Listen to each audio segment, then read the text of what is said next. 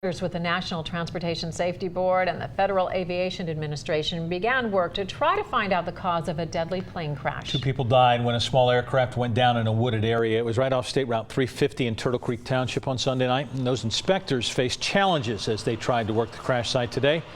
Local 12's Larry Davis has a look at what we know so far about what happened.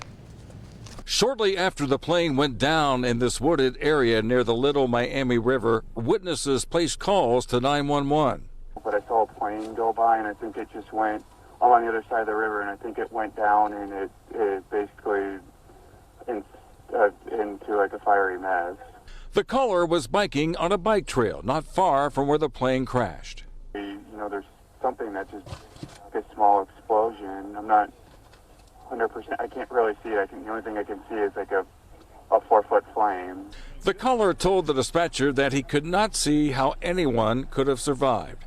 No one did. Today, investigators with the FAA and the National Transportation Safety Board were back at nearby Camp Kern. We're probably going to need to recover it to somewhere else to do some more detailed work with it. And then it'll be gathering records, interviewing people that have information and so forth. ATVs were transported back to the crash site, which was in a heavily wooded area. You know, when we have a terrain like this, it's always a little more of a challenge, but it's nothing that we haven't done before.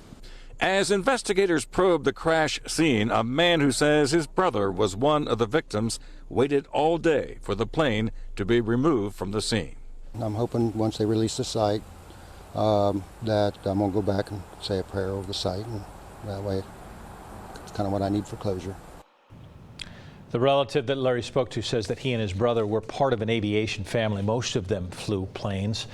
The bodies of the 2 victims, they have been taken to the Montgomery County Coroner's Lab. We are told they may be before tomorrow before the pathologist can make a positive ID using their forensic tests.